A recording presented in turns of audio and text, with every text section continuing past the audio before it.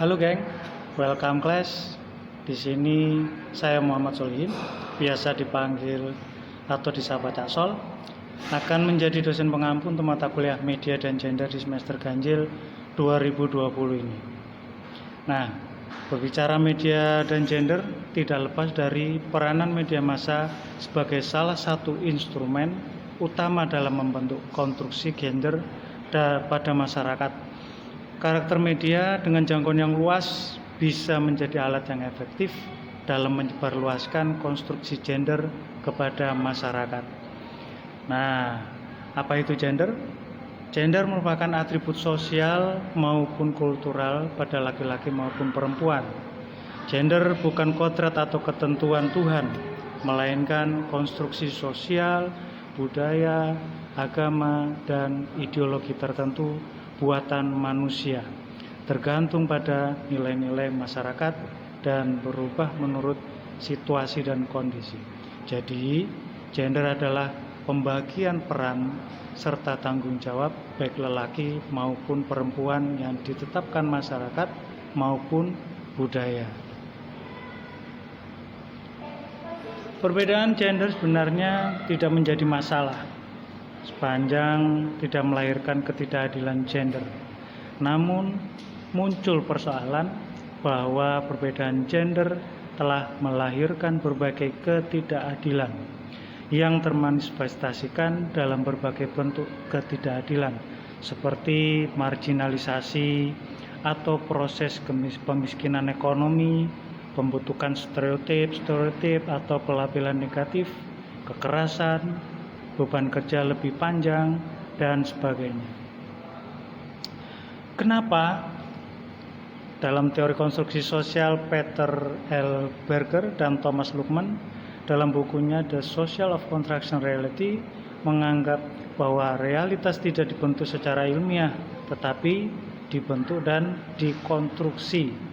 Berita dalam pandangan konstruksi sosial bukan merupakan fakta yang sebenarnya. Berita adalah produk interaksi antara wartawan dengan fakta di lapangan. Disinilah peranan jurnalis dan institusi media yang harus memiliki sensitivitas yang tinggi dalam permasalahan perempuan dan untuk menghasilkan jurnalisme yang berperspektif gender. Nah, itulah nanti yang selama satu semester ini akan kita bahas, diskusikan, analisis setiap pertemuan. Di rencana pembelajaran semester atau RPS yang bisa kalian download dan kalian baca secara detail, dan juga jangan lupa ketentuan penilaian serta ketentuan lainnya yang ada di kontrak belajar juga harus kalian baca. Nah, adapun langkah-langkah perkuliahan dalam untuk kegiatan awal selama 15 menit, karena kita perkuliahan itu adalah 2 kali 50 menit atau 110 menit, sehingga langkah-langkah perkuliahan harus dibuat. Dalam kegiatan awal selama 15 menit akan menjelaskan kompetensi dasar, menjelaskan indikator, menjelaskan langkah kegiatan perkuliahan. Setelah itu kemudian brainstorming atau tukar pikiran. Setelah itu dalam kegiatan inti selama 70 menit, mahasiswa nanti akan dibagi dalam 4 kelompok atau sesuai dengan nanti berapa jumlah mahasiswa yang akan yang mengikuti mata kuliah ini. Nah, katakanlah 4 kelompok, jadi masing-masing kelompok nanti akan mendiskusikan subtema-subtema yang sudah yang tema-tema tersebut sudah ada di RPS.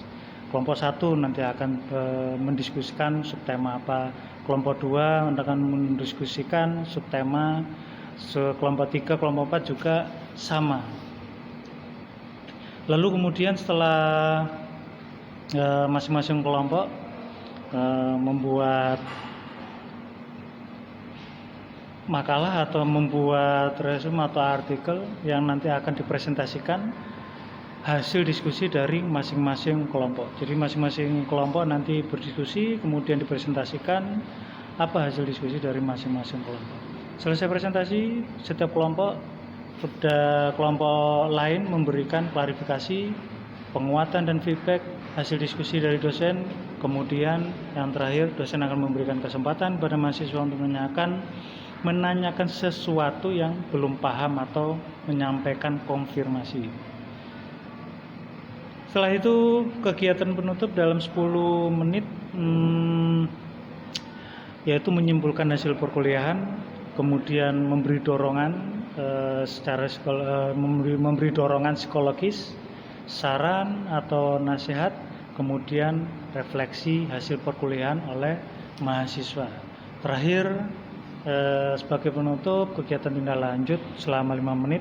Terakhir, dosen akan memberikan tugas latihan yang di situ kalian bisa yang sudah ada di RPS, kemudian mempersiapkan perkuliahan selanjutnya dan begitu seterusnya. Jadi langkah-langkah perkuliahan mulai dari